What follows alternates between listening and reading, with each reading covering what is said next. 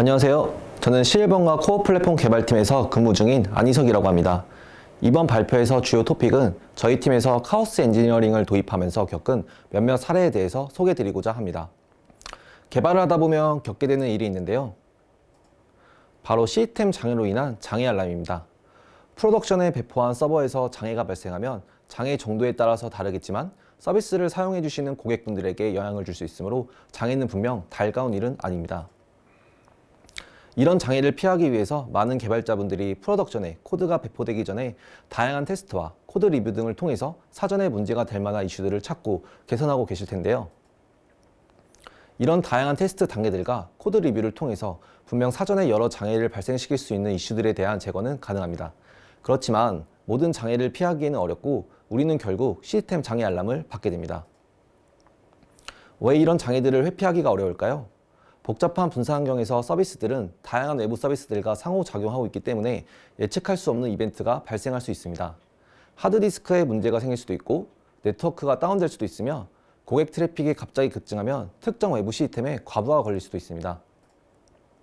우리는 우리의 서비스가 의존하는 다른 외부 서비스, 인프라 리소스 등 외부 세계와의 관계에 대해 100% 신뢰할 수가 없습니다. 그렇기 때문에 프로덕션 환경에서의 갑작스러운 시스템 장애는 개발자들을 당하게 하고 예측하지 못한 장애는 대응하는 속도를 늦추게 되어 서비스 이용 고객에게 불편함을 드릴 수 있습니다. 이런 외부 장애 요인들을 미리 모두 예측하여 대비하기가 쉽지 않기 때문에 개발을 하다 보면 장애는 피할 수 없는 운명처럼 느껴지기도 합니다. 그렇다면 우리가 개발한 소프트웨어들이 복잡한 프로덕션 환경에서 잘 동작한다는 확신은 어떻게 얻을 수 있을까요? 축구 경기를 생각해 보겠습니다. 월드컵에 나가기 위해서 국가대표 축구팀은 다양한 전술을 여러 상대들과 평가전을 치러보면서 무엇이 약점인지 찾고 그에 대해 보강을 하면서 대회를 준비합니다. 이처럼 우리가 개발한 소프트웨어들도 프로덕션의 배포 전에 다양한 장애를 부여함으로써 시스템에 많은 약점을 찾고자 하는 방법론이 생겨나게 되었습니다. 이러한 방법론을 카오스 엔지니어링이라고 합니다. 카오스 엔지니어링은 경험적 탐색 분야를 적용하여 시스템이 어떻게 작동하는지 학습하기 위한 접근 방식입니다. 과학자들이 물리적, 사회적 현상을 연구하기 위해 실험을 하는 것처럼 카오스 엔지니어링은 특정 시스템에 대해 학습하기 위해 실험을 사용합니다. 카오스 엔지니어링 실험을 설계하고 다양한 장애를 주입하여 시스템의 동작 결과를 확인함으로써 고객에게 피해를 줄 수 있는 시스템의 약점에 대해서 배우게 됩니다. 그런 다음 현재 대부분의 사고 대응 모델을 지배하는 사후 프로세스를 넘어서 이러한 약점을 사전에 해결하여 예방할 수 있습니다. 그럼 카오스 테스트와 다른 테스트들은 무슨 차이가 있는 걸까요? 일반적으로 테스트는 단원으로 이루어집니다. 즉, 해당 시스템에서 어떤 정해진 인풋에 따라서 아웃풋이 나올 것이라고 예상하고 동작하며 동작에 대한 결과가 성공인지 실패인지로 나뉩니다. 반면 카오스 테스트는 실험으로서 실험에 대해 어떤 결과가 나타날지 명확하게 알 수 없으며 시스템의 다양한 실패 및 장애를 주입하여 비정상적인 조건에서 어떻게 동작하는지 확인합니다. 이를 통해 시스템에 대한 새로운 정보 또는 동작을 이해하고 장애를 예방할 수 있는 인사이트를 얻을 수 있다는 차이점이 있습니다. 그럼 이러한 카오스 테스트를 수행하는 방법은 무엇일까요? 카오스 테스트 실험에 따르면 다음과 같은 4가지 단계가 있습니다. 먼저 시스템 매트릭이나 비즈니스 지표 등 측정 가능한 정상 상태를 정의합니다. 이러한 정상 상태가 실험 그룹과 대조 그룹에서 계속될 것으로 가정을 하고 이 상태에서 장애들을 주입하였을 때 정상 상태가 계속된다는 가설이 틀렸음을 입증합니다. 이러한 정상 상태 가설을 깨는 것이 어려울수록 시스템에 대한 신뢰도가 높다는 것을 의미하고 만약 약점이 발견되었다면 개선해야 할 목표가 생겼다는 것을 의미합니다. 이상적인 원칙으로는 다음과 같은 원칙들이 있지만 이 원칙들은 이상적인 카오스 엔지니어링을 위한 속성들이므로 이것들을 만족하여야만 카오스 엔지니어링 테스트인 것은 아닙니다. 특히 프로덕션 환경에서 실험을 진행한다는 것 또한 심화 원칙 중의 하나로 카오스 테스트를 꼭 프로덕션 환경에서 진행해야 하는 것이 아니라 프로덕션 환경과 최대한 유사한 환경에서 할수록 더욱 의미 있는 인사이트를 얻을 수 있다는 것입니다. 카오스 엔지니어링 모델의 성숙도도 다양한 단계로 이루어져 있는데요. 가장 기초적인 초급 단계에서는 프로덕션에서 실행되지 않고 장애 실행 프로세스는 수동으로 관리가 됩니다. 또한 장애 이벤트 역시 서버 전원을 내리는 간단한 이벤트가 실험 그룹에 적용됩니다. 어드밴스드로 고도화될수록 카오스 실험은 개발 환경뿐 아니라 프로덕션 환경까지 모든 환경에서 이루어지며 실험 또한 자동화가 되어 각 단계에서 자동으로 실행되게 됩니다. 앞에서 살펴본 것처럼 카오스 엔지니어링의 방식을 사용한다면 실제 장애가 발생하기 전에 다양한 장애를 미리 사전에 주입해 봄으로써 소프트웨어가 장애 상황에서 어떻게 동작하는지 좀 더 잘 이해해 볼 수 있습니다. 그럼 이런 카오스 테스트를 어떤 방식으로 도입해 볼 수 있을까요? 저희 팀에서 카오스 메쉬로 쿠버네티스 오퍼레이터를 카오스 테스트한 사례를 함께 살펴보도록 하겠습니다. 실번가의 MS 플랫폼 바이는 하이브리드 플랫폼을 지향하기 때문에 쿠버네티스 플랫폼 환경도 개발 환경으로 도입되어져 있습니다. 저희 팀에서는 쿠버네티스에서 좀 더 편한 개발이 가능하도록 여러 오퍼레이터들을 구현하여 배포하고 있습니다. 그렇다면 쿠버네티스 오퍼레이터는 무엇일까요? 쿠버네티스 오퍼레이터 패턴에 대해서 간단히 살펴보도록 하겠습니다. 오퍼레이터 패턴을 이해하기 위한 간단한 예시는 바로 보일러입니다. 보일러 온도 조절기는 사용자가 원하는 온도를 맞추면 사용자가 원하는 온도를 만족할 때까지 온도를 올리게 되며 궁극적으로 해당 온도를 달성하게 됩니다. 쿠버네티스 오퍼레이터도 이와 비슷합니다. 사용자가 원하는 쿠버네티스 커스텀 리소스의 상태를 야물 파일이나 제이슨을 사용하여 쿠버네티스 서버에 배포하면 쿠버네티스 서버 내부의 컨트롤러는 리컨실레이션 루프라는 조정 작업을 거쳐서 커런트 스테이트와 디자이어드 스테이트를 점진적으로 일치시키게 됩니다. 저희 팀에서는 이러한 오퍼레이터 패턴을 사용하여 IDC 환경에서 운영 중인 넷플릭스 유레카와 쿠버네티스의 서비스 디스커버리를 통합하는 유레큐브라는 오퍼레이터를 개발하게 되었습니다. 유레큐브 오퍼레이터는 유레카 싱크라는 쿠버네티스 커스텀 리소스를 정의하여서 쿠버네티스에 배포하면 유레카 싱커에 정의된 쿠버네티스 내 타겟 어플리케이션의 엔드포인트를 IDC 내 유레카에 등록해주고 또한 IDC 유레카에 등록된 인스턴스 리스트를 가져와서 쿠버네티스의 서비스로 등록하는 역할을 수행하여 서로 다른 두 디스커버리를 통합해줍니다. 이러한 유레큐브 오퍼레이터는 서로 다른 서비스 디스커버리를 통합하는 중요한 역할을 하고 있으므로 만약 유레큐브 오퍼레이터의 어떤 장애로 이 연결고리가 끊어지게 되면 각 플랫폼에 배포되어 있는 어플리케이션의 위치 정보를 동기화할 수 없는 큰 장애로 이어질 수 있습니다. 그렇기 때문에 유레큐브 오퍼레이터를 프로덕션 필드로 배포하기 전에 다양한 카오스 테스트를 통해서 장애 상황에 유레큐브 오퍼레이터의 동작을 좀 더 잘 이해하고 이에 대한 대비를 하기 바랬습니다. 이를 위해서 다음과 같은 카오스 테스트 실험을 설계하였습니다. 실험의 목적은 IDC 유레카 서버에 네트워크 파티션 장애가 발생하였을 때 과연 유레큐브 오퍼레이터가 정상적으로 동작하는지 여부를 확인하는 카오스 실험입니다. 환경은 프로덕션 환경이 아닌 프로덕션 환경과 유사한 스테이징 환경으로 선택하였습니다.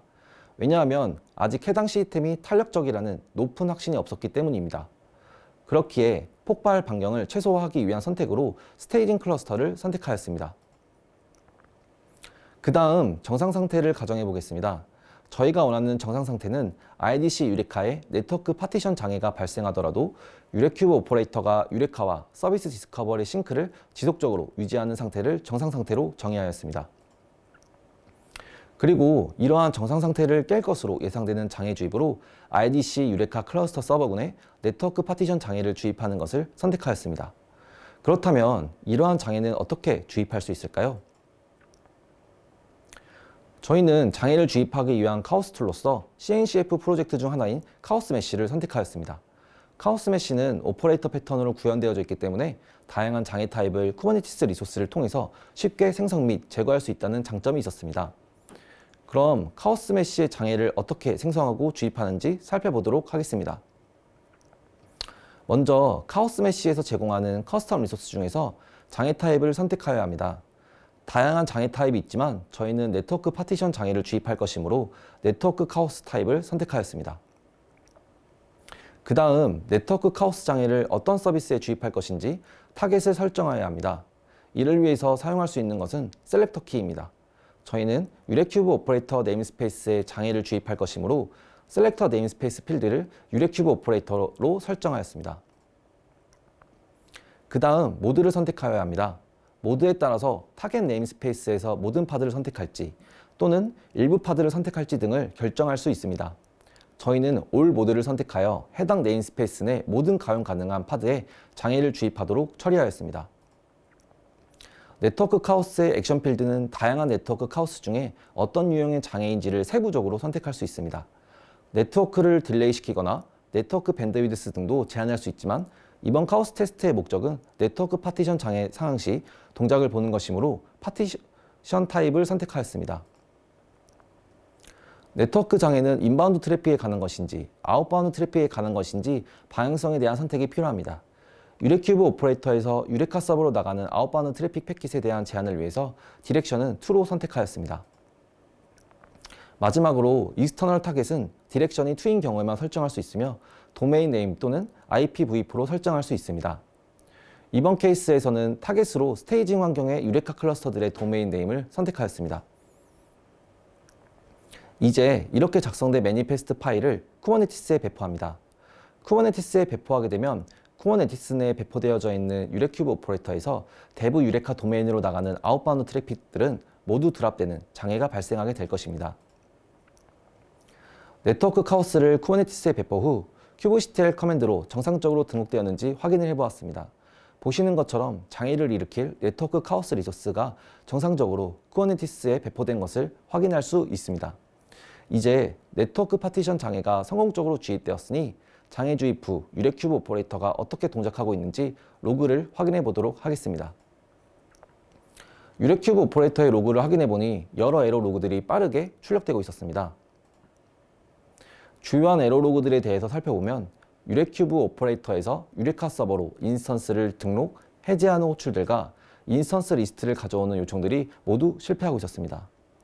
또한 쿠버네티스 내에 배포된 어플리케이션 엔드포인트들을 유레카 등록 후에 등록된 어플리케이션들이 등록 해제되지 않도록 지속적으로 하트비트를 보내주고 있었는데 이 또한 전송이 실패하고 있는 것을 확인하였습니다. 주요한 에러 로그들을 수집하였으니 이제 주입한 장애를 제거해 보도록 하겠습니다. 제거하는 방법은 간단합니다. 이전에 배포한 네트워크 카오스 리소스를 kubectl 커맨드를 통해서 리소스 삭제 요청을 보내면 됩니다. 장애 주입 제거 후 이제 장애 사항에 대해서 복귀해 보도록 하겠습니다.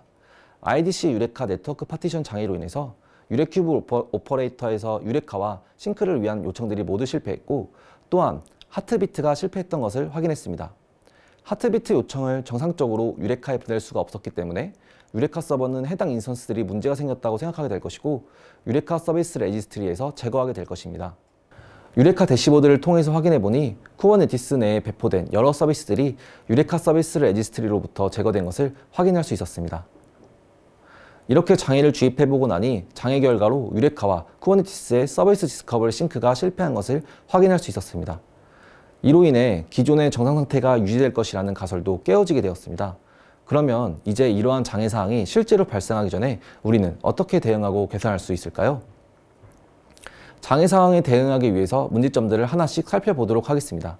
첫 번째 문제는 장애로 인해 유레카와 싱크가 되고 있지 않은 상황임에도 유레카 싱커 스테이터스를 확인해 보면 싱크 스테이터스 필드가 나싱크로 변경되어 있지 않았습니다. 저희는 해당 버그를 확인하여 장애 상황이 발생하면 싱크 스테이터스가 변경될 수 있도록 버그를 수정하였습니다. 이를 통해 kubectl 커맨드로 리소스의 스테이터스를 통해 가치성을 확보할 수 있었습니다. 또한 쿠버네티스의 이벤트 리소스를 적극 활용하였습니다. 유레큐브 오퍼레이터에서 문제사항이 발생하면 이를 로그로만 출력하기보다 쿠버네티스 이벤트 리소스로 생성하여 쿠버네티스 서버로 트리거하였습니다. 이렇게 트리거된 쿠버네티스의 이벤트를 슬랙 채널로 보낼 수 있도록 개선하여 가시성을 확보할 수 있었습니다. 다음 문제사항은 셀프 힐링이 실패한 케이스입니다. 네트워크 파티션 장애를 제거 후에 기대된 액션은 유레큐브 오퍼레이터에 어떤 조치를 하지 않아도 자동으로 정상 상태를 회복하는 것이었습니다. 그러나 실제 동작은 그렇지 않았습니다. 네트워크 파티션 장애를 제거했음에도 불구하고 유레큐브 오퍼레이터에서 타겟 유레카 서버와 정상적으로 서비스 레지스트리 싱크를 하지 못했습니다. 이런 상태라면 만약 새벽 시간에 네트워크 파티션 장애가 짧게 발생 후에 복구되었다고 하더라도 유레큐브 오퍼레이터를 누군가가 재시작해주지 않으면 정상 상태로 회복되지 않을 것이고 장애 사항은 지속될 수가 있습니다. 그러면 셀프 힐링은 왜 실패했던 걸까요? 이 사항을 이해하기 위해서는 쿠버네티스에서 컨트롤러들이 이벤트를 처리하는 방식에 대한 이해가 필요합니다. 유레큐브 오퍼레이터는 쿠버네티스 API 서버로부터 유레카 싱커 리소스 이벤트를 수신하고 있습니다. 그렇기 때문에 유레카 싱커라는 커스텀 리소스가 생성, 업데이트 또는 삭제되어 이벤트가 발생하면 그 이벤트를 수신하게 되고 리컨실레이션 루프 내에 정의된 비즈니스 로직에 따라 이벤트가 처리됩니다. 쿠버네티스에서 이렇게 이벤트의 변화가 생겼을 때만 이벤트를 트리거하는 방식을 전기전자 시스템 개념 중 하나인 엣지 트리거 방식이라고 합니다. 엣지 트리거 방식을 전기적 신호 레벨에서 한번 살펴보도록 하겠습니다. 엣지 트리거는 신호가 0에서 1로 그리고 1에서 0으로 변할 때만 반응하는 트리거 신호입니다. 즉, 이벤트의 변화가 있을 때만 동작하는 트리거 방식인데요. 이 방식은 이벤트가 변경되었을 때만 동작하기 때문에 성능 부분에서는 효율적입니다. 하지만 단점 중에 하나는 발생한 이벤트의 상태를 유지하지는 못한다는 점입니다. 이를 보완해 줄 수 있는 방식이 레벨 트리거 방식인데요. 엣지 트리거와 다르게 레벨 트리거는 특정 레벨을 지속적으로 유지하는 성질을 지니고 있습니다. 즉, 마지막으로 관찰된 최신 상태를 지속적으로 유지할 수 있습니다. 다시 돌아와서 셀프 힐링이 실패한 경우를 생각해보면 유레카 싱커 리소스의 변경된 이벤트를 엣지 트리거 방식으로 수신하여 한 번 처리는 하였지만 레벨 트리거 방식으로 관찰된 최신 상태를 지속적으로 유지해주는 구현을 하지 않았기 때문이었습니다. 쿠버네티스 오퍼레이터에서는 어떻게 레벨 트리거링을 처리할 수 있을까요? 일반적으로 쿠버네티스 클라이언트 라이브러리들에는 최신 관찰 상태를 일정 시간마다 리플레이하는 메서드인 리싱크를 제공하고 있습니다. 그러나 유레큐브 오퍼레이터는 쿠버네티스 클라이언트를 기반으로 하는 자바 오퍼레이터 프레임워크로 구현되었고 해당 프레임워크에서는 리스케줄 애프터를 통해서 일정 시간마다 최신 리소스의 상태를 리플레이하는 기능을 제공해 주었습니다. 저희는 리스케줄 애프터 기능을 사용해서 가장 최근 이벤트를 일정 시간마다 리플레이하도록 로직을 개선하였습니다. 이런 개선을 통해 유레큐브 오퍼레이터는 이벤트의 변화가 있을 때 이를 감지하여 처리하고 또 관찰된 최신 상태는 일정 시간마다 리플레이를 하여 디자이어드 스테이트를 유지할 수 있도록 개선되었습니다. 이제 네트워크 파티션 장애를 주입 후 제거하면 유레큐브 오퍼레이터는 최신 리소스 오브젝트를 리트라이하여 셀프 힐링이 되는 것을 확인할 수 있었습니다. 앞에서 살펴본 가시성 확보와 셀프 힐링 개선점들로 시스템은 좀 더 안정적인 상태가 되었습니다. 그러나 궁극적으로 IDC 유레카 네트워크 파티션 장애가 발생하였을 때 유레카와 쿠버네티스 싱크가 유지된다는 정상 상태를 만족시키지는 못했습니다. 그 이유는 네트워크 파티션 장애를 IDC에 위치한 유레카 클러스터 전체를 가정하였고 이는 곧 싱글 오브 페일리어 상태가 되었음을 의미하기 때문입니다. 그렇기 때문에 유레큐브 오퍼레이터에서는 서비스 디스커버리 싱크를 하기 위해 IDC 유레카의 장애가 복구되기를 기다릴 수밖에 없었습니다. 그리고 나서 장애가 제거된 후에야 셀프 힐링을 통해서 정상 상태가 될 수 있었습니다. IDC 유레카 클러스터에 네트워크 파티션 장애가 발생하더라도 유레큐브 오퍼레이터가 유레카와 싱크를 유지하기 위해서는 디제스터 리커버리를 위한 새로운 클러스터 셋이 필요했습니다. 저희는 이를 위해 쿠버네티스 플랫폼에 피어링을 위한 새로운 유레카 클러스터 셋을 추가하였습니다. 이를 통해서 만약 IDC 유레카 클러스터에 장애가 발생하더라도 IDC 내 유레카 클라이언트 어플리케이션들은 쿠버네티스 존에 위치한 유레카 클러스터로 존 스위칭을 하게 되고 유레큐브 오퍼레이터도 서비스 디스커버리 통합에 대한 작업들을 실패 없이 수행할 수 있게 될 것으로 기대하게 되었습니다. 이번 카오스 실험을 통해서 발견한 문제점들을 해결함으로써 저희는 시스템의 탄력성과 안정성을 프로덕션 배포 전에 개선할 수 있게 되었습니다. 이외에도 다양한 카오스 장애를 주입하여 여러 테스트를 마치고 유레큐브 오퍼레이터는 성공적으로 프로덕션 환경으로 배포될 수 있었습니다. 프로덕션에 배포되고 나서 7개월이 지난 지금 시점까지는 다행히도 저희가 진행한 카오스 테스트만큼의 큰 장애는 발생하지 않았습니다. 하지만 여러 카오스 테스트를 진행해봤기 때문에 만약 유사한 장애가 발생한다면 시스템이 탄력적으로 동작할 것이라는 자신감이 생겼고 장애 상황 발생 시 장애 대응에 대한 노하우도 쌓을 수 있었습니다. 이번 사례에서 소개한 카오스 메쉬 외에도 다양한 카오스 엔지니어링을 위한 툴kit들이 존재하는데요. 쿠버네티스 환경이 아닌 경우에 활용해 볼 수 있는 카오스 툴kit은 어떤 것이 있을까요? 간단한 사례를 살펴보겠습니다. 네트워크 폴트 관련된 장애 테스트 시에는 톡시프록시와 같은 툴kit을 활용해 볼 수 있습니다. 톡시프록시는 쿠버네티스 환경이 아니어도 간단하게 네트워크 장애를 주입할 수 있습니다. 톡시프록시라는 이름처럼 두 서비스의 프록시 역할을 하며 네트워크 장애를 주입할 수 있습니다. 이런 톡시프록시는 어떤 방식으로 사용해서 활용할 수 있을까요? 간단하게 로컬 환경에 테스트 환경을 구성해 보도록 하겠습니다. 톡시프록시를 사용해서 로컬에서 카오스 테스트를 해보기 위해서 도커 컴포즈로 2대의 DB와 톡시프록시 서버를 띄워서 로컬 환경을 구성하였습니다. 그리고 톡시프록시 자바 클라이언트를 통해서 톡시프록시의 리슨 포트와 포트별로 매핑되는 서비스의 호스트를 지정하였습니다. 이 경우 9091 포트로 클라이언트 요청을 하게 되면 톡시 프록시는 데이터베이스 1호기로 트래픽을 라우팅하고 9092 포트로 클라이언트 요청을 하게 되면 톡시 프록시는 데이터베이스 2호기로 트래픽을 라우팅하게 됩니다.